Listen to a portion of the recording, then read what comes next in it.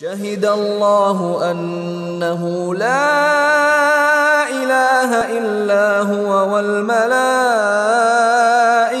وأولو العلم قائما بالقسط لا إله إلا هو العزيز الحكيم إن الدين عند الله الإسلام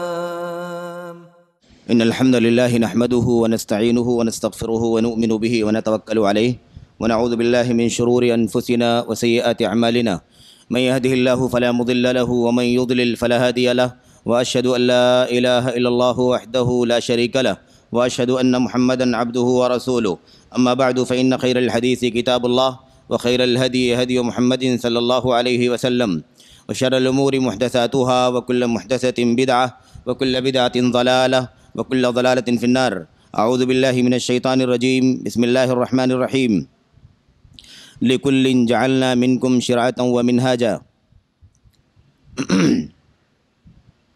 وقال النبي صلى الله عليه وسلم لقد تركتكم على مثل البيضاء ليلها كنهارها لا يزيغ عنها بعد إلا هالك۔ آج کی عظیم الشان کانفرنس شہادت حق کے نام سے جو آپ حضرات کے سامنے منعقد ہے، اس عظیم الشان کانفرنس میں ہمارے نہایت قابل احترام معزز مہمان، ہم سب کے استاذ نہیں بلکہ ہم سب کے اساتذہ کے استاذ، ہمارے مشائخ کے استاذ فضیلت الشیخ انیس الرحمن اعظمی مدنی حفظہ اللہ، صوبائی جمعیت اہل حدیث ممبئی کے امیر محترم فضیلت الشیخ عبدالسلام صاحب سلفی حفظہ اللہ، نائب امیر حضرت مولانا سید احمد صاحب بستوی حفظہ اللہ، اور مجلس میں تشریف فرما دیگر قابل احترام علماء، فضلاء، جماعت کے اعیان، عمائدین، مساجد کے مدارس کے ذمہ داران، جمعیتوں کے اراکین، عہدیداران، ذمہ داران، اس علاقے کے علماء، فضلاء، جامع مسجد اہل حدیث مومن پورہ کی انتظامیہ، اس کے صدر، نائب اور دیگر اراکین، عہدیداران، قابل احترام بزرگوں، نوجوان دوستوں، بھائیوں، قابل احترام ماں اور بہنوں، عزیز بچوں، آج کی اس کانفرنس میں جس عنوان کے تحت کچھ باتیں آپ حضرات کے سامنے عرض کرنی ہیں، وہ اللہ رب العالمین کی توفیق سے، اس کے فضل و کرم سے منہجی انحراف اور اس کے اسباب کیا ہیں اور اس کا علاج کیا ہے۔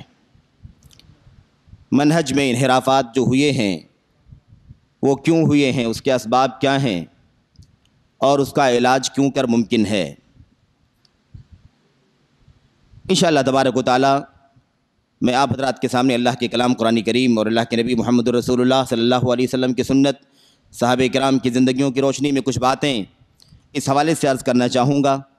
اور اللہ سے دعا کروں گا کہ اللہ تبارک و تعالی ہم سبوں کو منہج اور اس کے اندر جو انحراف پیدا ہوا ہے، جو گمراہی، بگاڑ، فساد آیا ہے، اس کے اسباب کو سمجھنے کی توفیق عطا فرمائے اور ان پہلوؤں پر غور کرنے کی توفیق عطا فرمائے، اور اس کے سد باب کے لیے، اس کے علاج کے لیے، اس کی روک تھام کے لیے، اور جو کچھ ہو چکا ہے اس کی اصلاح کے لیے اللہ تعالی ہمیں اصولوں کی بنیاد پر کوشش کرنے کی توفیق عطا فرمائے، آمین رب العالمین۔ میرے بھائیوں، میرے بزرگوں، منہجی انحراف، اسباب اور علاج، یہ عنوان ہے۔ مجھے جو باتیں آپ حضرات کے سامنے عرض کرنی ہیں، میں نے اسے 4 حصوں میں تقسیم کیا ہے، جس میں سے پہلی بات یہ ہے اس عنوان کے اندر جو الفاظ موجود ہیں اس کی وضاحت۔ منہجی انحراف، منہج کسے کہتے ہیں، اور منہج سلف سے انحراف یہ عنوان ہے، تو سلف کسے کہتے ہیں اور انحراف کا مطلب کیا ہوتا ہے۔ پہلی بات انشاءاللہ تبارک و تعالی نہایت اختصار کے ساتھ یہ آئے گی۔ دوسری بات میں انشاءاللہ تبارک و تعالی یہ عرض کرنا چاہوں گا کہ منہج سلف پر ثابت قدمی کے اصول کیا ہیں، منہج سلف پر، گام سلف پر رہنے کے لیے اور سلف کے نقش قدم پر باقی رہنے کے لیے کون سے اصول ہیں، کیونکہ جب تک ہم ثابت قدمی کے اصول نہیں سمجھیں گے تب تک انحراف کے، بہکاوے کے، ضلالت کے اور بہکنے بھٹکنے اور فساد کے اسباب بھی نہیں سمجھیں گے۔ اس لیے نہایت اختصار کے ساتھ انشاءاللہ تبارک و تعالیٰ یہ بات بھی عرض کرنا چاہوں گا کہ منہج سلف پر، گام سلف پر ڈٹے رہنے اور ثابت قدم رہنے کے اسباب کیا ہیں، اس کے اصول کیا ہیں، کن اصولوں کی بنیاد پر اللہ کا بندہ منہج سلف پر، گام سلف پر قائم رہ سکتا ہے، اور اس سے ہٹنے کی بنیاد پر کون کون سے اسباب ہیں جس کی بنیاد پر وہ گام سلف سے بھٹک جائے گا، انحراف کا شکار ہو جائے گا، ضلالت کے راستے پر چل پڑے گا انشاءاللہ تبارک و تعالیٰ۔ دوسری بات یہ ہے، تیسری بات انشاءاللہ تبارک و تعالیٰ یہ آئے گی کہ منہج سلف سے انحراف کے اسباب کیا ہیں، اور اسباب اللہ کی قسم ہے بہت سارے ہیں، بہت سارے اسباب ہیں، بہت سارے عوامل ہیں، علل ہیں جن کی بنیاد پر امت کے، ملت کے، دنیا کے مختلف ادوار میں، مختلف زمانوں میں لوگ منہج سلف سے انحراف کا شکار ہوئے، منہج سلف سے بھٹکے اور مختلف راہوں پر چل پڑے۔ بہت سارے اسباب ہیں، لیکن انشاءاللہ تبارک و تعالیٰ انہیں مجموعی طور پر 2 اسباب میں سمیٹ کر کے اس کے تحت جو چند اور مزید جزوی چیزیں ہوں گی میں انشاءاللہ تبارک و تعالیٰ اس کی طرف اشارہ کر کے اپنی بات کو ختم کروں گا۔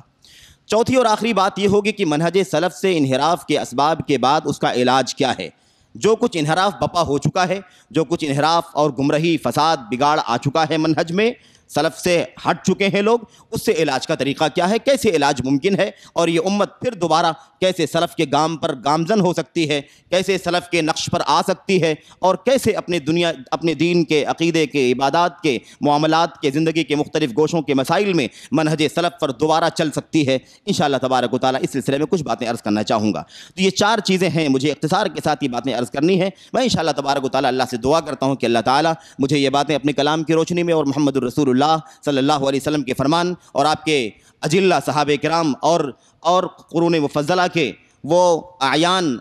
یا اعلام، ان کی سیرت اور ان کی زندگی کی روشنی میں اللہ تعالیٰ مجھے یہ باتیں عرض کرنے کی توفیق عطا فرمائے۔ اللہ سے دعا کرتے ہیں کہ اللہ تعالیٰ ہمیں یہ منہجی اور اصولی باتیں سمجھنے کی توفیق عطا فرمائے اور اس کی اہمیت کو سمجھنے کی توفیق عطا فرمائے، اور اس کی روشنی میں اپنی زندگی کے مختلف گوشوں میں اللہ تبارک و تعالیٰ ہمیں عملی طور پر اسے برتنے کی توفیق عطا فرمائے، آمین رب العالمین۔ میرے بھائیوں، منہج سلف سے انحراف اور اس کے اسباب کیا ہیں اور اس کا علاج کیا ہے۔ منہج کسے کہتے ہیں؟ سب سے پہلی بات یہ ہے کہ منہج کسے کہتے ہیں۔ عام طور پر عقیدہ منہج، عقیدہ منہج، عقیدہ منہج عام طور پر لوگ استعمال کرتے ہیں، اور یہ لفظ عقیدے کا تو استعمال ہوتا ہی ہے اور ہوتا ہی رہا ہے، لیکن منہج کا لفظ میں سمجھتا ہوں کہ بہت جلدی ابھی جب سے ہمارے اور آپ کے تعلقات، پڑھنے پڑھانے کا سلسلہ عرب دنیا سے جڑا ہے، پچھلے 25-30 سال 40 سالوں سے میں سمجھتا ہوں زیادہ سے زیادہ یہ لفظ خاص طور سے استعمال ہونے لگا ہے ہماری آپ کی اردو زبان میں، عام بول چال کے اندر بھی۔ ہو سکتا ہے کہ پورے طور پر اس کا معنی ہم سبوں کے ذہن میں آتا ہو، اور کبھی اس کا اصل مقصد کیا ہے، معنی کیا ہے، ہم نہ بھی سمجھتے ہوں، ایسا بھی ہو سکتا ہے بعض عوام کے یہاں۔ لیکن بہرحال یہ آپ سمجھ لیجئے کہ عقیدہ اور منہج دونوں بہرحال بالضبط ایک ہی چیز کے نام نہیں ہیں، بلکہ دونوں الگ الگ چیزوں کے نام ہیں۔ عقیدہ کچھ ہے اور منہج کچھ ہے، اس لیے عقیدے کے لیے بھی منہج کی ضرورت ہے۔ اللہ کی کتاب قرآن کریم سے، نبی محترم صلی اللہ علیہ وسلم کی سنت سے، اور اس کے علاوہ جو شریعت کے دیگر مصادر ہیں ثانوی حیثیت کے، ان مصادر شریعت سے شریعت کے مسائل کو اخذ کرنے، شریعت کی باتوں کو نکالنے اور اسے حاصل کرنے کا طریقہ کیا ہونا چاہیے، اسے منہج کہا جا سکتا ہے۔ ہمیں کیسے اللہ کی کتاب کی آیتوں کو کیسے ڈیل کرنا ہے، اللہ کے نبی صلی اللہ علیہ وسلم کی سنت کو کیسے معاملے میں لانا ہے، اور کیسے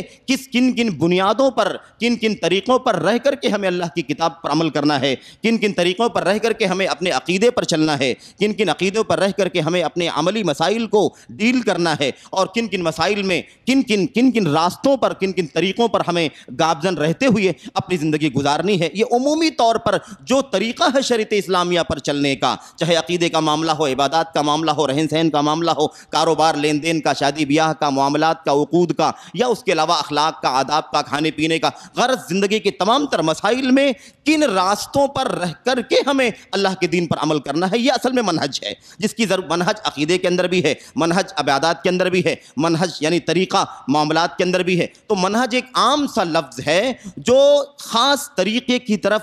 ہماری رہنمائی کرتا ہے۔ منہج کا اصل معنی اصل میں ہوتا ہے راستہ، روشن راستہ۔ نہج ہے، منہج ہے، منہاج ہے، یہ سارے الفاظ ایک ہی معنی میں ہیں، جس کے معنی ہوتے ہیں روشن راستہ، الطریق الواضح، الطریق الواضح المستبین، روشن راستہ۔ اللہ کے نبی محمد الرسول اللہ صلی اللہ علیہ وسلم نے عقیدے کی تعلیم دی، عبادات کے مسائل سمجھائے، معاملات سکھایا نبی کریم صلی اللہ علیہ وسلم نے۔ غرض زندگی کے تمام تر مسائل کو اپنی 23 سالہ دور نبوت کے اندر، 23 سالہ زندگی کے اندر اپنی زبان سے تلاوت کر کے، کہہ کر کے، اور عملی طور پر جو چیزیں بتلانے کی تھیں نبی محترم صلی اللہ علیہ وسلم نے عملی طور پر اسے کر کے دکھا دیا، بتلا دیا۔ میرے بھائیو، اب یہ پوری سیرت رسول سامنے رکھیں، قرآن کریم کو اور نبی کریم صلی اللہ علیہ وسلم کی پوری زندگی جو قرآن کریم کی تشریح ہے اور اس کی وضاحت ہے، یہ پورا دین اسلام، اس میں جو کچھ ہمیں طریقہ ملتا ہے جس گوشے پر بھی، میرے بھائیو، وہ اللہ کے نبی صلی اللہ علیہ وسلم نے اس کی طرف اشارہ کرتے ہوئے فرمایا تھا، لقد ترکتکم علی المحجۃ البیضاء یا لقد ترکتکم علی مثل البیضاء لیلھا کنہارھا لا یزیغ عنھا بعدی الا ہالک۔ یقیناً اے میرے ساتھیو، میں نے تمہیں ایک روشن راستے پر چھوڑا ہے، ایک روشن ڈگر پر چھوڑا ہے، ایک بہت ہی واضح ہائی وے پر، شاہراہ پر چھوڑا ہے۔ اللہ کے نبی نے فرمایا صلی اللہ علیہ وسلم نے، جو اس پر قائم رہے گا میرے مرنے کے بعد، میرے دنیا سے چلے جانے کے بعد، ہرگز گمراہ نہیں ہوگا، وہی ہلاک و برباد ہوگا، وہی گمراہ ہوگا، وہی بھٹک سکے گا جو اس روشن راستے کو چھوڑ دے جس پر میں اپنی امت کو چھوڑ کر کے جا رہا ہوں۔ میرے بھائیوں، میرے بزرگوں، تو اللہ کے نبی محمد الرسول اللہ صلی اللہ علیہ وسلم نے اپنے صحابہ کرام کو یہ بات سمجھائی تھی، لقد ترکتکم علی مثل البیضاء۔ اسی آیت کریمہ، اسی حدیث رسول کے اندر اس منہج کا اشارہ ہے، منہج کی وضاحت ہے کہ ایک طریقہ میں دے کر کے جا رہا ہوں، عبادات میں اسے استعمال کرنا ہے، معاملات میں استعمال کرنا ہے، عقائد میں استعمال کرنا ہے، اپنے لین دین، خرید و فروخت اور دیگر شادی بیاہ، نکاح، طلاق اور دیگر مسائل میں استعمال کرنا ہے۔ الغرض زندگی کے تمام تر گوشوں میں میں تمہیں راہ دے کر کے جا رہا ہوں، میں تمہیں روشن راستے پر چھوڑ کر کے جا رہا ہوں۔ جب تک ان نقش پر چلتے ہوئے، ان نقوش پر چلتے ہوئے، ان روشن گاموں پر چلتے ہوئے تم اللہ کے دین پر عمل کرو گے، تب تک گمراہی، ضلالت، انحراف، میلان، بھٹکاؤ، فساد، بگاڑ، ان سارے اشجار ممنوعہ کے قریب تم نہیں جاؤ گے اور بچ کر کے رہو گے، حفاظت میں رہو گے۔ تو میرے بھائیو، یہ ہے منہج کے معنی کیا ہوتے ہیں۔ اب ان تمام پہلوؤں پر جو منہج ہے، اس میں جو بگاڑ پیدا ہوا ہے، انحراف جو پیدا ہوا ہے، اسی کے اسباب کی طرف اشارہ کرنا ہے انشاءاللہ تبارک و تعالی۔ اس کے بعد منہج سلف سے انحراف، اب ظاہر سی بات، یہ طریقہ جو ملا ہے ہمیں مختلف زندگی کے گوشوں میں، عقائد سے لے کر کے اور نیچے اترتے ہوئے تمام تر پہلوؤں پر جو یہ گام ملا ہے، جو ڈگر ملا ہے، جو نقش ملا ہے ہمیں، میرے بھائیوں، میرے بزرگوں، یہ وہ نقش ہے، اس نقش کی بات کی جا رہی ہے، اس منہج اور اس واضح راستے کی بات کی جا رہی ہے جس پر اللہ کے نبی محمد الرسول اللہ صلی اللہ علیہ وسلم نے خود عمل کیا، اپنے چیدہ برگزیدہ صحابہ کرام کو سکھلایا، بتایا، عمل کر کے دکھایا، اور پھر صحابہ کرام نے پوری امانت اور دیانت کے ساتھ اپنے بعد والوں کے لیے منتقل کیا، اور پھر یہ سلسلہ وار نسلاً بعد نسل، صحابہ کے بعد تابعین، تبع تابعین، اور اس طرح سے گزرتا ہوا الحمدللہ آج ہماری آنکھوں کے سامنے ہے، ہماری نگاہوں کے سامنے ہے۔ ہم اللہ کے دین پر عمل کر رہے ہیں، اور اللہ کی توفیق سے، اللہ کے فضل و کرم سے یہ پورے طور پر مٹ جائے، پورے طور پر یہ سلف کا نقش ختم ہو جائے، یہ ناممکن بات ہے۔ اللہ رب العالمین نے اس کی ضمانت لی ہے، لیکن ظاہر ہے کہ ہر دور میں، ہر زمانے میں انحرافات پیدا ہوتے رہے ہیں، بگاڑ پیدا ہوتا رہا ہے، لوگ ادھر ادھر مائل ہوتے رہے ہیں اس نقش سے۔ اس لیے یہ سمجھنا بھی ضروری ہے کہ کن کن اسباب کی بنیاد پر لوگ بہک جاتے ہیں، کن کن وجوہات کی بنیاد پر لوگوں کا یہ نقش خراب ہو جاتا ہے، یہ نشان خراب ہو جاتا ہے، اور یہ واضح راستہ لوگ چھوڑ کر کے دائیں بائیں مائل ہو جاتے ہیں۔ اسے سمجھنا ضروری ہے میرے بھائیوں، میرے بزرگوں۔ تیسری بات یہ ہے کہ منہج سلف سے انحراف کسے کہتے ہیں؟ انحراف، حرف جو آپ سنتے ہیں نا، لفظ حرف کے معنی، اور اسی طریقے سے بہرحال انحراف تک خلاصہ اس کا یہ ہے، انحراف کے معنی ہوتے ہیں مائل ہو جانے کے، وَمِنْهُمْ مَن يَعْبُدُ اللَّهَ عَلَى حَرْفٍ، کچھ لوگ ایسے ہیں جو ایک طرف ہو کر کے اللہ کی عبادت کرتے ہیں، یعنی ایک مقصد کے مطابق عمل کرتے ہیں، ایک ہدف کے مطابق عمل کرتے ہیں، جب تک وہ ہدف حاصل ہوتا ہے عمل کرتے ہیں، اور جب وہ ہدف نہیں ملتا ہے، مقصد حاصل نہیں ہوتا ہے، اللہ کی عبادت نہیں کرتے ہیں، مرتد ہو جاتے ہیں۔ قرآن کریم میں ایک سیاق میں اس بات کا ذکر آیا ہوا ہے، اور اللہ رب العالمین نے فرمایا یحرفون الکلم من بعد مواضعہ، یحرفون، آپ تحریف کا لفظ سنتے ہیں، یہ تحریف کا لفظ بھی اسی سے بنا ہوا ہے، حرف سے، ہا را فا سے، اسی سے انحراف ہے، اسی سے تحریف ہے۔ تحریف کے معنی کیا ہوتے ہیں؟ کسی چیز کا جو معنی اور مفہوم ہے، سیدھا سادھا مفہوم ہے، اس سیدھے سادھے مفہوم کو بگاڑ کر کے دائیں طرف چلے جانا، بائیں طرف چلے جانا، بگاڑ کر، چاہے لفظ کو بدل کر کے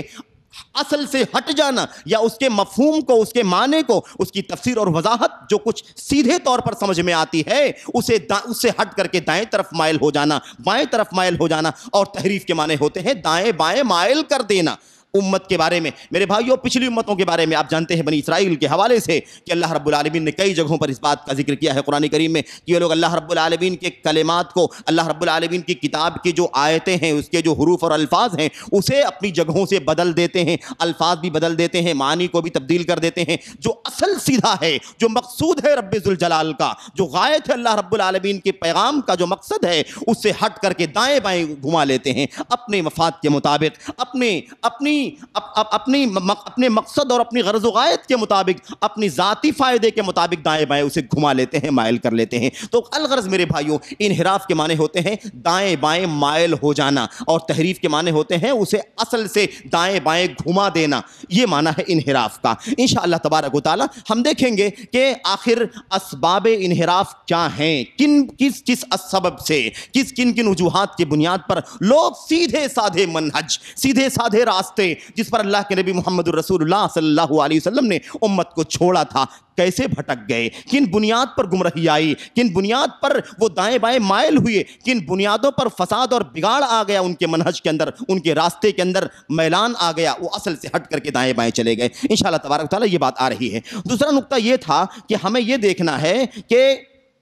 سلف کسے کہتے ہیں. سلف اللہ کے نبی محمد الرسول اللہ صلی اللہ علیہ وسلم رأس السلف ہیں, امام السلف ہیں. نبی کریم صلی اللہ علیہ وسلم سلف کی اصل ہیں, سلف کے امام ہیں, اور پوری دنیا انسانیت کے پیغمبر اور محسن ہیں میرے بھائیوں. اور اس کے بعد ہم جب دیکھیں نبی کریم صلی اللہ علیہ وسلم کے بعد, تو آپ کے صحابہ کرام, آپ کے تابعین, اور صحابہ کرام کے بعد تابعین, اور اس کے بعد تبع تابعین, اور جو لوگ بھی قیامت تک اسی نقش قدم پر چلتے رہیں گے, ومن تبعہم احسان, جو لوگ اخلاص کے ساتھ, الہیت کے ساتھ, پوری سچائی کے ساتھ اسی نقش پر, اسی منہج پر جس پر اللہ کے نبی نے صحابہ کرام کو چھوڑا, صحابہ کرام چلتے رہے, پھر وہی چیز آگے بڑھی, تابعین چلتے رہے, وہی چیز آگے بڑھی, تبع تابعین چلتے رہے, وہی چیز آگے بڑھی, امت کے اعیان, علماء, محدثین, فقہاء اور امت کے وہ اجلہ چلتے رہے. اللہ کے فضل و کرم سے اس نقش پر جو بھی چلتے رہیں گے قیامت کی صبح تک انشاءاللہ تبارک و تعالی وہ ان بشارتوں کے مستحق ہوں گے, اور انشاءاللہ تبارک و تعالی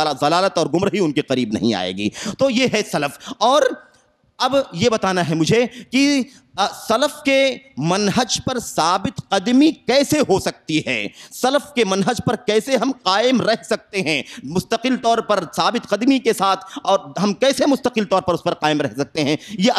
یہ سمجھنا ہے کہ اس کے اصول کیا ہیں, اس کے ضابطے کیا ہیں. میرے بھائیوں, میرے بزرگوں, اللہ کی کلام قرآن کریم کی وہ آیت کریمہ ہم بار بار پڑھتے ہیں, تلاوت کرتے ہیں, اہدنا الصراط المستقیم, اہدنا الصراط المستقیم. اے اللہ ہمیں صراط مستقیم کی, سیدھے راستے کی ہدایت عطا فرما, سیدھے راستے کی رہنمائی فرما, سیدھا راستہ دکھا, سیدھی راہ چلا. یہ صراط مستقیم, یہی وہ نقشے, یہی وہ راستہ ہے سیدھا جس پر اللہ کے نبی صلی اللہ علیہ وسلم نے اپنے صحابہ کرام کو چھوڑا. اسی کی ہدایت کی دعا کرتے ہیں, اسی پر ثابت قدمی کی ہم دعا کرتے ہیں. اور ہر مومن اپنی اپنی نماز کی ہر رکوع, ہر رکعت میں دعا کرتا ہے, ہدایت دے, رہنمائی کر اس راستے کی جو سیدھا راستہ ہے. اللہ رب العالمین نے اس کے آگے اشارہ کر دیا کہ اس پر ثابت قدم رکھ, اور جو انحراف کا شکار ہو گئے ہیں, دائیں بائیں چلے گئے ہیں اس سیدھے راستے سے, اے اللہ ان راستوں پر نہیں چلانا, ان راستوں سے بچانا. تو اہدنا الصراط المستقیم صراط الذین انعمت علیہم,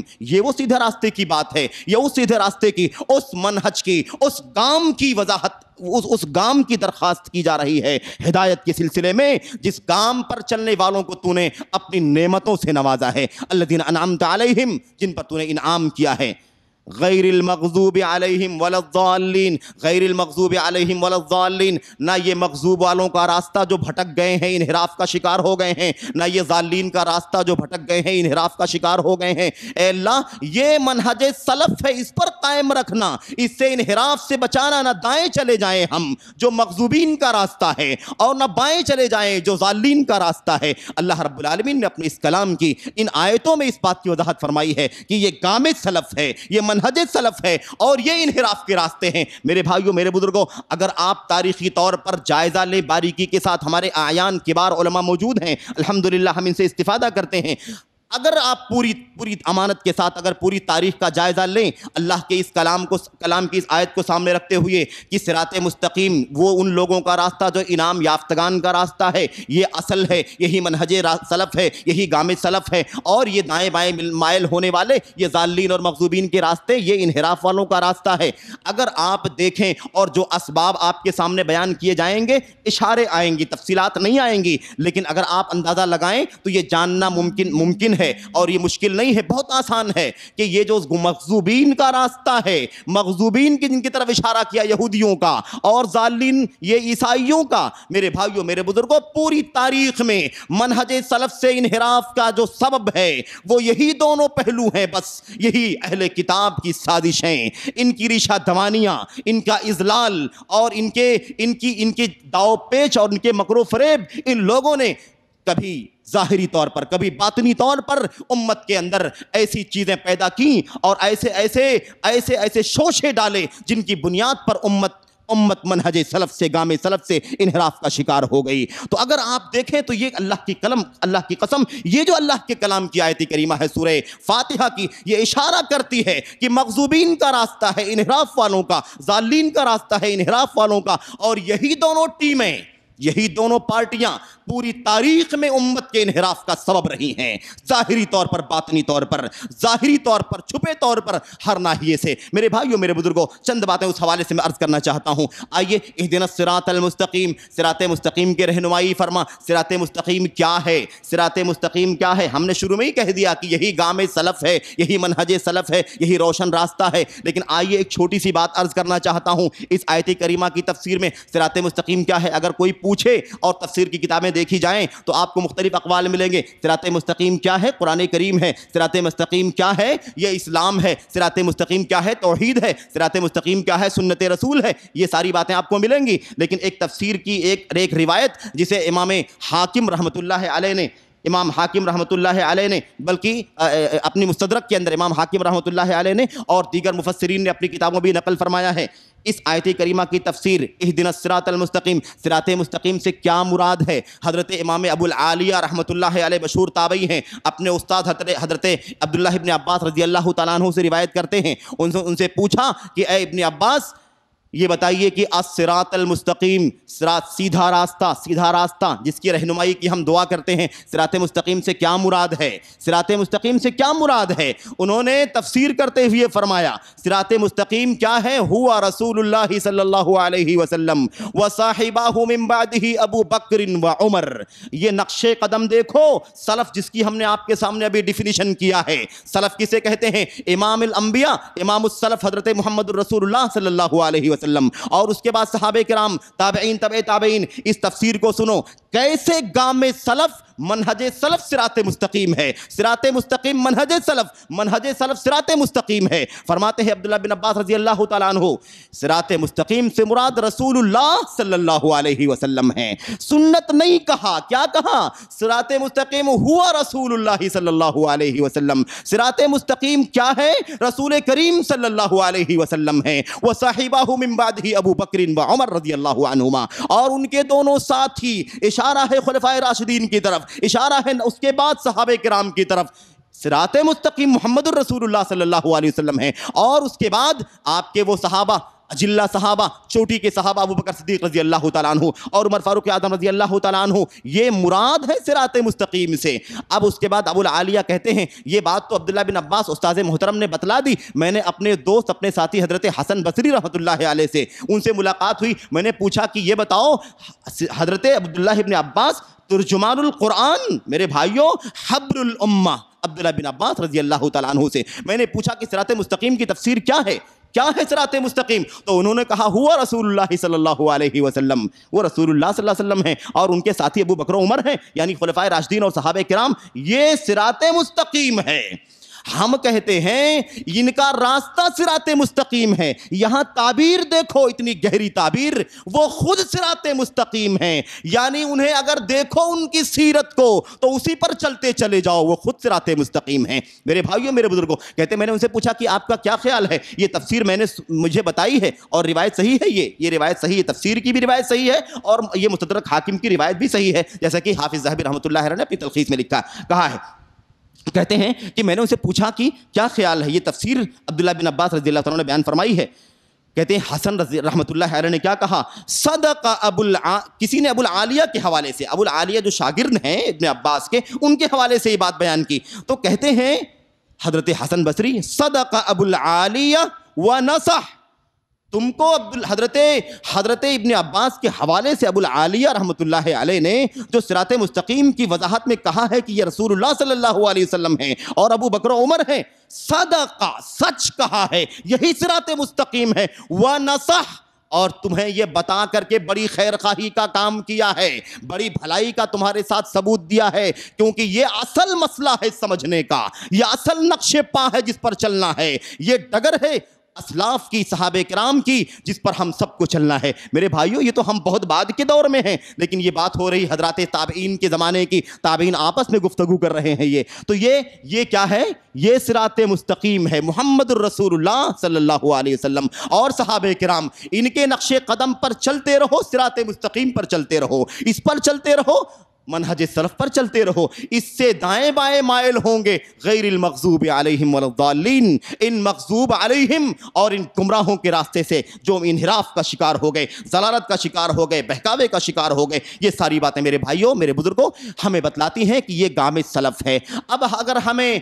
منہج سلف پر چلنا ہے, منہج سلف سے انحراف سے بچنا ہے, تو یہ نقطہ ذہن میں رہے, ہوا رسول اللہ صلی اللہ علیہ وسلم وصحبہ من بعد ابو بکر و عمر, محمد الرسول اللہ صلی اللہ علیہ وسلم نہ چھوٹنے پائیں, نہ بھولنے پائیں. چھوٹا مسئلہ ہو کہ بڑا مسئلہ ہو, اونچا پہاڑ جیسا عقیدے کا مسئلہ ہو, عبادات کا مسئلہ ہو, یا دیگر چھوٹے مسائل, عبادات مطلب چھوٹے اس حیثیت سے, اس کے بالمقابل اخلاق کا, کردار کا اور عادات کا, آداب کا, فضائل کا مسئلہ ہو, کھانے پینے, استنجا پیخانے کا مسئلہ ہو, کسی بھی مسئلے میں کوئی مسئلہ ہو, یہ نقش پا ہمارے سامنے ہونا چاہیے, محمد الرسول اللہ صلی اللہ علیہ وسلم وصاحبہ من بعدہ ابو بکر و عمر. تو یہی گام سلف ہے, محمد الرسول اللہ صلی اللہ علیہ وسلم کا گام, آپ کا منہج اور آپ کے اجلہ صحابہ کرام کا منہج, یہی صراط مستقیم ہے, یہی سیدھا راستہ ہے, یہی منہج سلف ہے جس پر ہمیں چلنا ہے. میرے بھائیوں, میرے بزرگوں, منہج سلف کے حوالے سے یہاں بہت ساری باتیں میرے سامنے موجود ہیں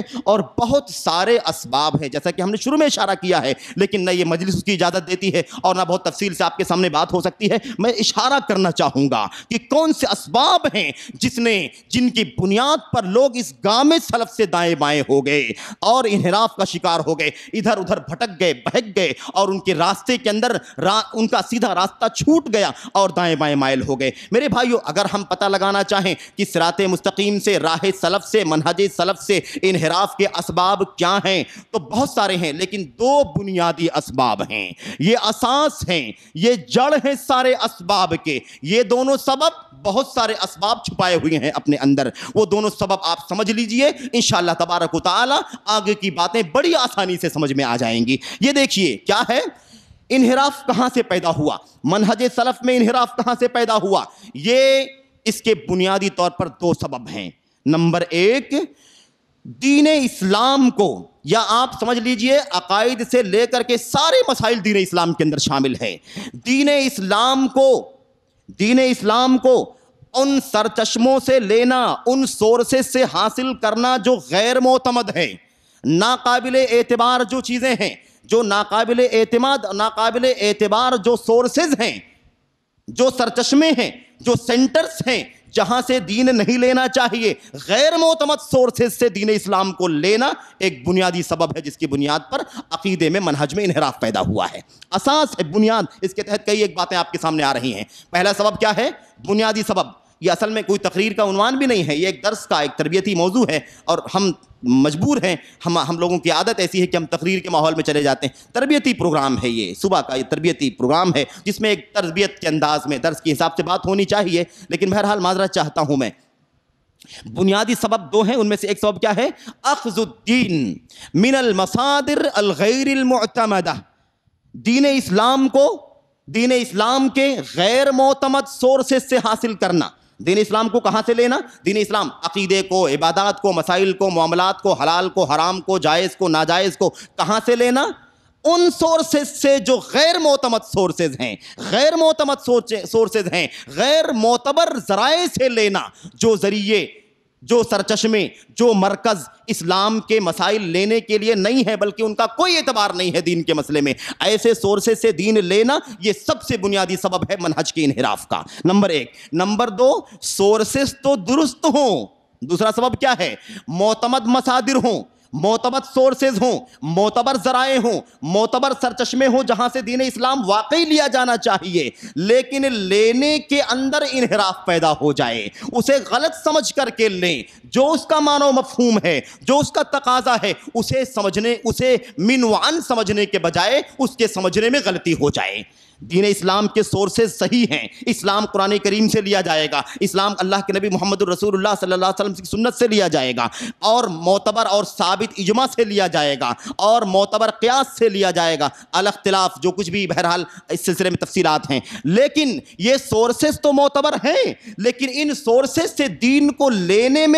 لینے کے مسئلے میں اس میں غلطی کا واقع ہو جانا، اسے غلط سمجھ لینا، استدلال غلط کرنا، فہم غلط ہو جائے، یہ دوسرا سبب ہے بنیادی، جس کی بنیاد پر عقیدہ و منہج کے اندر انحراف پیدا ہوا ہے۔ گمراہی کہاں سے آئی ہے؟ غلط سورسز سے دین لیا جانے لگا، انحراف کا شکار ہو گئی امت۔ سورسز درست ہیں، لیکن سورسز سے استدلال جو ہونا چاہیے، فہم اور سمجھ جو ہونی چاہیے، اس میں گڑبڑی ہو گئی۔ ان دو بنیادوں پر امت انحراف کا شکار ہوئی ہے، اپنے منہج میں، اپنے عقیدے میں۔ میرے بھائیوں، میرے بزرگوں، میں سمجھتا ہوں شاید یہ بات واضح ہو گئی ہے، یہ دو پہلو ہیں آپ کے سامنے، اور اس کے بعد اب آئیے ذرا میں اس کے اندر جو کچھ تفصیلات ہیں میں اشارہ کروں گا صرف اور صرف میرے بھائیوں، کیونکہ وقت بہت کم ہے اور ابھی ہمارے پاس بڑے معزز مہمانان موجود ہیں، ان سے قیمتی استفادہ کرنا ہے ہمیں، میں ان کا وقت نہیں لینا چاہتا ہوں، میں آپ کے بیچ آتا جاتا رہتا ہوں، اس لیے میں کبھی بھی آپ سے تفصیلی باتیں کر سکتا ہوں۔ آئیے اسباب، ان دونوں اسباب کے تحت کیا ہیں؟ پہلا سورس آپ نے پہلا سبب سمجھ لیا، دین اسلام کو غیر معتبر سورسز سے نکالنا، دین اسلام کے مسائل کو غیر معتبر ذرائع سے لینا، یہ بنیادی سبب ہے۔ اس میں کئی ایک چیزیں آتی ہیں، اور آپ جانتے ہیں جو معتبر سورسز ہیں وہی صحیح ہیں، اس کے علاوہ اگر 2 کے بجائے تیسرے سے، 3 کے بجائے چوتھے سے، 4 اگر ذریعے ہیں، کتاب اللہ، سنت رسول، اجماع اور قیاس، اگر ان 4 سورسز سے ہٹ کر کے اگر ہم نے کوئی 5واں سورس نکالا، 5واں ذریعہ نکالا، 5واں سرچشمہ سمجھا جہاں سے دین لینا شروع کر دیا، انحراف کا راستہ کھل گیا، ضلالت کا راستہ کھل گیا، فساد اور بہکاوے کا، بگاڑ کا راستہ کھل گیا۔ اس لیے ہمیں چاہیے کہ ہم یہی فوراً سمجھ لیں کہ جو سورسز، جو سرچشمے دین اسلام کے معتبر ہیں، اس کے علاوہ کوئی بھی سرچشمہ لایا جائے گا، بظاہر دیکھنے میں کتنا بھی اچھا کیوں نہ ہو، بظاہر دیکھنے میں کتنا بھی معتبر کیوں نہ لگے، کیوں نہ وہ حساب میں بیٹھے، کیوں نہ وہ بات دل میں جچے اور اچھی اور خوشنما لگے، لیکن چونکہ وہ معتبر سورسز کے علاوہ سورس ہے، اس لیے وہاں سے دین اسلام لینا اپنے آپ کو انحراف کے راستے پر ڈالنا ہے، گمراہی کے راستے پر ڈالنا ہے۔ یہ نقطہ آپ ذہن میں رکھیے۔ اس کے بعد آئیے اب آپ کو یہ بتاؤں، نمبر 1 غیر معتبر سورسز سے دین لینا ذریعہ ہے، اس میں اس پہلو پر کئی ایک باتیں۔ نمبر 1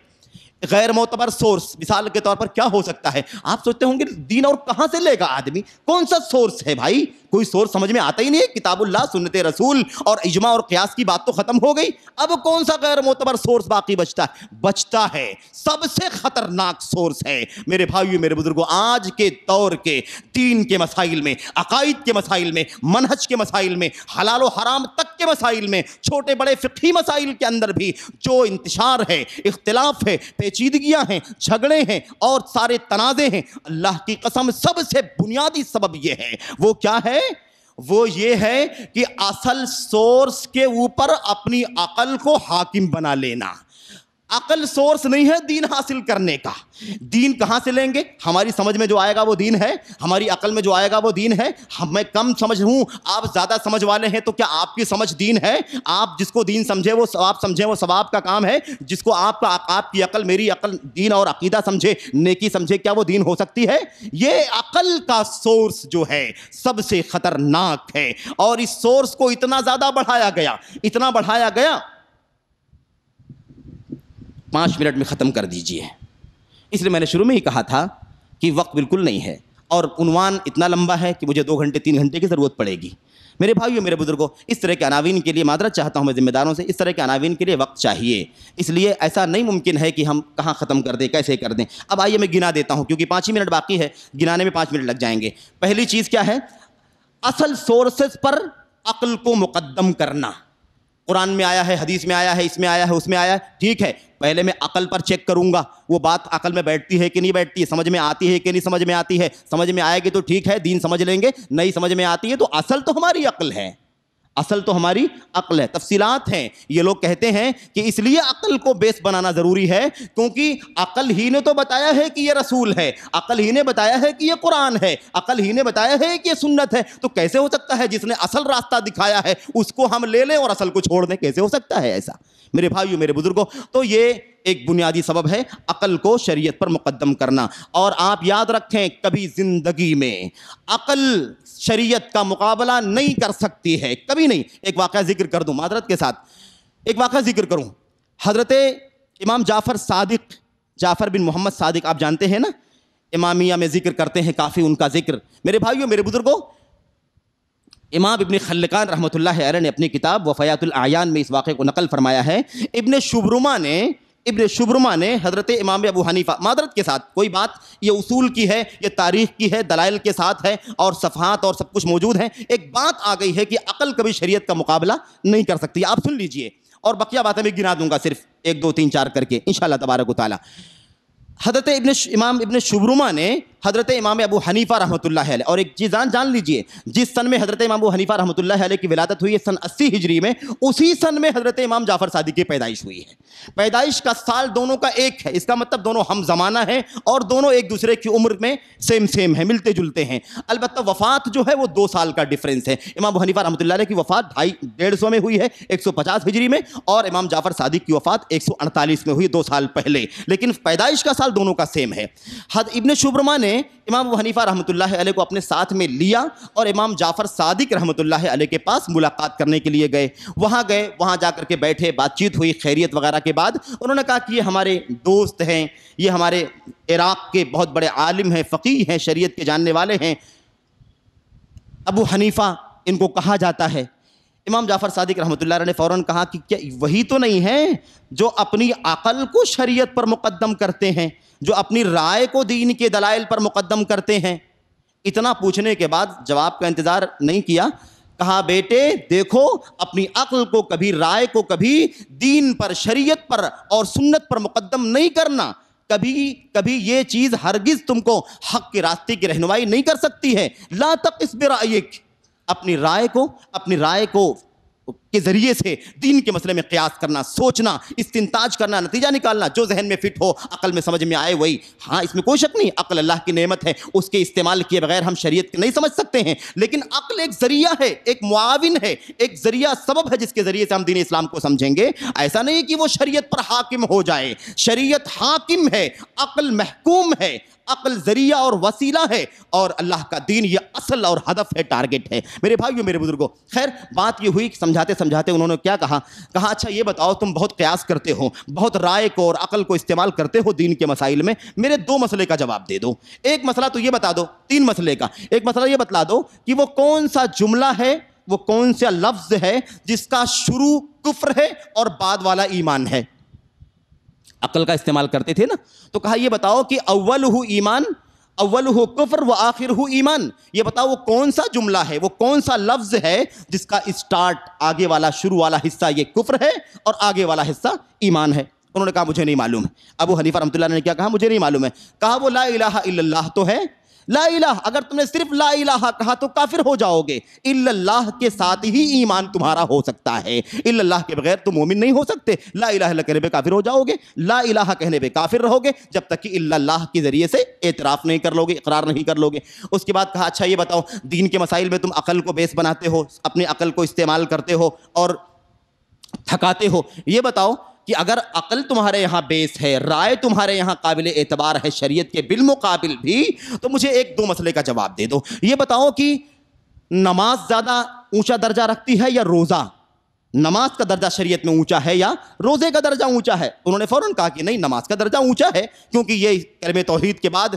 سب سے پہلا، سب سے اونچا رکن ہے، سب سے اہمیت والا رکن ہے، اس لیے نماز کا درجہ اونچا ہے، روزے کا درجہ اس کے بعد ہے۔ کہا اچھا پھر یہ بتاؤ عقل ہی کے حساب سے تم اگر ہر چیز کا فیصلہ کرتے ہو تو یہ بتاؤ کہ حائضہ عورتیں ان کی نمازیں بھی چھوٹتی ہیں, حیض کے ایام میں روزے بھی چھوٹ سکتے ہیں, کیا وجہ ہے؟ نماز زیادہ اہمیت رکھتی ہے, روزہ کم اہمیت رکھتا ہے روزے کے نماز کے مقابل. تو اللہ رب العالمین نے حائضہ عورتوں کو نماز کی قضا کرنے کا حکم نہیں دیا ہے, روزے کی قضا کرنے کا حکم دیا ہے. عقل تو یہ کہتی ہے کہ اگر نماز زیادہ اہمیت رکھتی ہے شریعت کے اندر تو نماز کی قضا کرنے کا حکم دینا چاہیے تھا, روزے کو معاف کر دینا چاہیے تھا. ہم دیکھتے ہیں شریعت کے اندر کہ حائضہ عورتوں کو نماز پڑھنے معاف کر دیا گیا ہے, نماز قضا نہیں کریں گی لیکن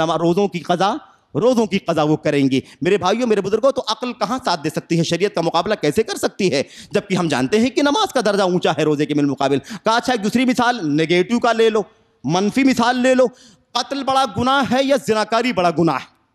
مرڈر کر دینا, قتل کر دینا, کسی کی جان لینا, یہ بڑا جرم ہے یا زناکاری بڑا جرم ہے؟ کہا نہیں, جہاں تک مسئلہ ان دونوں مسئلوں کے سلسلے میں ہے تو میرے اپنی شریعت کے مطابق جو کچھ میں سمجھتا ہوں وہ یہ سمجھتا ہوں کہ قتل بڑا جرم ہے, مرڈر کر دینا یہ بڑا جرم, جان چلی جائے گی انسان کی, مرڈر کر دینا بڑا جرم ہے.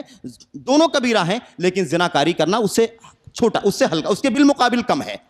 کہا اچھا ٹھیک ہے, تو اب یہ بتاؤ کہ شریعت اسلامیہ کے اندر قتل تمہاری سمجھ سے بڑا گناہ ہے تو کیا وجہ ہے کہ قتل کو ثابت کرنے کے لیے 2 گواہ چاہیے اور زنا ثابت کرنے کے لیے 4 گواہ چاہیے کہ نہیں چاہیے؟ زنا ثابت کرنے کے لیے 4 عینی گواہ چاہیے, وہ بھی ڈاؤٹ میں نہیں, ایک دم واضح, کالمیل فی المکحلہ, واضح عینی گواہ چاہیے, 4 وہ بھی, تاکہ کسی کی عزت و آبرو پر کوئی ایسے ہی ساتھ کھلواڑ کرنا شروع نہ کر دے. تو اس طرح کی مثال دے کر کے سمجھایا. اس کے بعد پھر کہا بیٹے دیکھو ایسا ہے کہ اپنی عقل کا استعمال شریعت کے بالمقابل نہیں کیا کرو, اسے حاکم نہیں سمجھو. ہاں عقل کو استعمال کر کے عقل کی مدد سے اللہ کے دین سے استنباط کرو, استخراج کرو اور فقہ تفقہ کرو, یہ ٹھیک ہے, لیکن عقل کا استعمال اس طرح نہ کرو کہ وہ حاکم ہو. خیر, تو ایک بنیادی مسئلہ یہ تھا. دوسری چیز یہ ہے کہ دوسری چیز یعنی شریعت کے سورسز سے ہٹ کر کے دین اسلام کو لینا, مسائل کو لینا. دوسری چیز یہ ہے کہ جو سورس ہے وہ ہے تو حدیث رسول, لیکن یعنی معتبر سورس ہے, لیکن مسئلہ یہ ہے کہ اس کے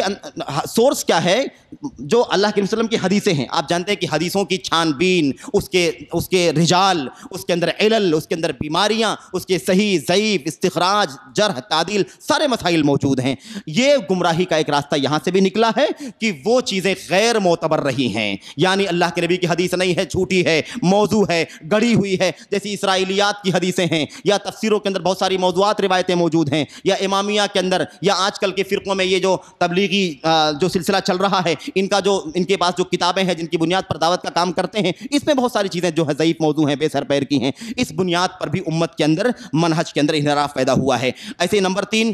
دلیل سے ہٹ کر کے صرف باپ دادا کی تقلید, صرف بڑوں کا حوالہ, بزرگوں کا حوالہ, مجرد دلیل سے ہٹ کر کے صرف اور صرف اپنے بزرگوں کا, پرکھوں کا, بڑوں کا حوالہ دے کر کے جو کچھ انہوں نے کیا ہے اسی کے پیچھے چلنا. یہ نہیں دیکھنا کہ مصدر کیا ہے, مرجع کیا ہے, منبع کیا ہے, اس کے ذریعے سے باپ دادا کی طریقے سے دین کو لینا, باپ دادا کے طریقے سے دین کو لینا. ایسے ہی کشف و الہام کے ذریعے سے دین کو حاصل کرنا, یہ بھی سورس نہیں ہے دین اسلام کا, دین اسلام کے مسائل وہاں سے نہیں لیے جاتے ہیں. ایسے ہی خواب سے, سپنوں سے اور بشارتوں سے دین اسلام کے مسائل کو حاصل کرنا, یہ سارے سورسز ہیں جو اسلام کے مصادر نہیں ہیں, غیر معتبر سورسز ہیں. یہاں سے دین اسلام کو لینا, اس بنیاد پر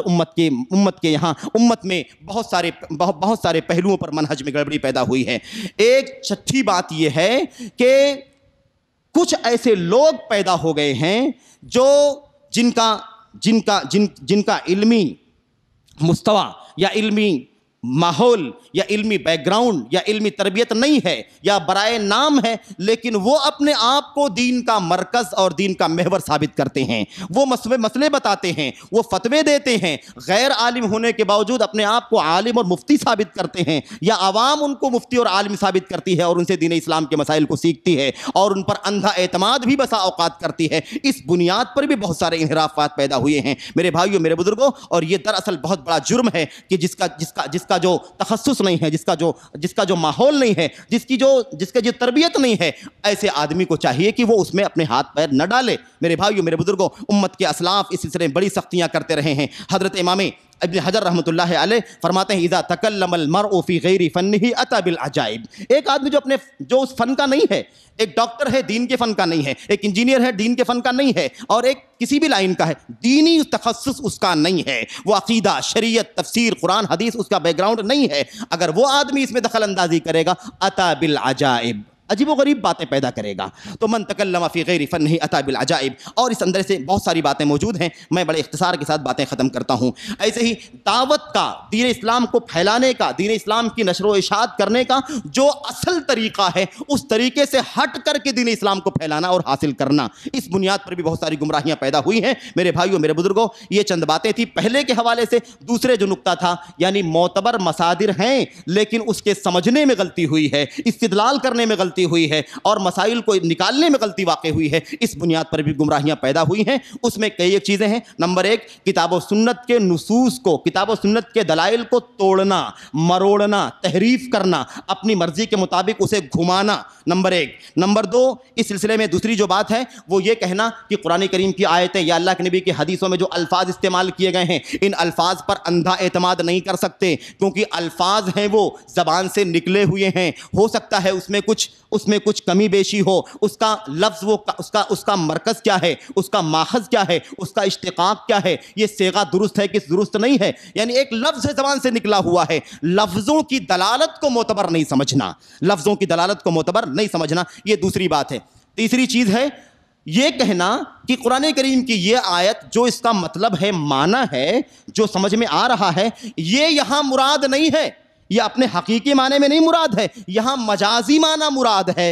یعنی اللہ رب العالمین کے کلام میں، اللہ کے نبی کی سنت میں حقیقت سے ہٹ کر کے مجازی معنی لینا، یہاں یہ مراد نہیں ہے، بلکہ یہاں دوسرا معنی مراد ہے حقیقت کے خلاف. یہ بھی ایک راستہ ہے گمراہی کا اور امت میں منہج کے انحراف کا. نمبر چار، یہ دعویٰ امت کے اندر پیدا کیا گیا، ایک پوری تاریخ ہے اس کی، کہ اگر کوئی حدیث چین کے ساتھ، سند کے ساتھ درست ہو لیکن اس کو روایت کرنے والے ایک ہی ہو چین کے اندر، تو ایسی صورت میں اس کا کوئی اعتبار نہیں کیا جائے گا. اس کو کہتے ہیں اخبار آحاد کو ظنی قرار دینا، خبر واحد کو. آپ جانتے ہیں کہ یہ سراسر دھوکہ ہے یہ، ورنہ ہم پوری امت زمانے سے اگر سند درست ہے، چین صحیح ہے، اس میں کوئی جھوٹا اور کوئی فاسق اور بدعتی نہیں ہے، کوئی بدعقل نہیں ہے، کوئی مطلب ذہن کا، دماغ کا خراب نہیں ہے، پاگل اور مجنون نہیں ہے، تو الحمدللہ اس سچے آدمی اکیلا بھی ہو تو کیا ہوا، امت ہمیشہ سے اس پر اعتماد کرتی رہی ہے. آپ دیکھیے اذان دینے والا ایک ہوتا ہے کہ نہیں ہوتا ہے، ایک مؤذن ہے، وہ اذان دیتا ہے، پورا علاقہ، پوری آبادی ایک آدمی کی گواہی پر اعتماد کرتے ہیں کہ نہیں، گواہی پر اعتماد کرتی ہے. کوئی نہیں کہتا ہے کہ نہیں، جب تک 4 آدمی اذان نہیں دیں گے، 6 آدمی اذان نہیں دیں گے، تب تک ہم اعتماد نہیں کریں گے کہ مسجد میں نماز کا ٹائم ہو گیا. ایک آدمی کی گواہی پر لوگ اعتماد کرتے ہیں. ایسی بہت ساری دلیلیں ہیں. تو اس کے ذریعے بھی گمراہی پیدا ہوئی ہے. اور اب بات ختم کرتا ہوں میں، جبکہ ابھی ساری باتیں گمراہی اور انحراف کے علاج کے سلسلے میں باقی ہیں. انشاءاللہ تبارک و تعالیٰ کسی اور موقع پر میں اسے مکمل کروں گا. اللہ سے دعا کرتے ہیں کہ اللہ تبارک و تعالیٰ ہمیں اپنے منہج اور اپنے عقیدے کی فکر کرنے کی توفیق عطا فرمائے. ہم جس نقش پر اللہ کے نبی نے ہمیں چھوڑا ہے، صحابہ کرام، تابعین وغیرہ کی سے گزرتے ہوئے، الحمدللہ یہ اللہ کا سب سے بڑا انعام ہے ہمارے اوپر. ہم اس کی فکر کریں، اس کے تحفظ کی فکر کریں. یہ جو بہت سارے کانٹے ہیں، یہ بہت ساری جو خار ہیں، اور یہ جو پگڈنڈیاں اور غلط راستے ہیں انحراف کے اور ایسے ہی ضلالت کے، بہکاوے کے، فساد کے، اللہ سے دعا کریں کہ اللہ تبارک و تعالی ہمیں ان انحراف کے راستوں سے بچنے کی توفیق عطا فرمائے، اور پورے طور پر ہمیں اللہ کے نبی صلی اللہ علیہ وسلم کے نقش قدم پر، صحابہ کرام کے منہج پر، عقیدے پر چلنے کی توفیق عطا فرمائے. ھذا وصلی اللہ وسلم وبارک علی نبینا محمد وعلی آلہ وصحبہ اجمعین. والسلام علیکم ورحمۃ اللہ وبرکاتہ.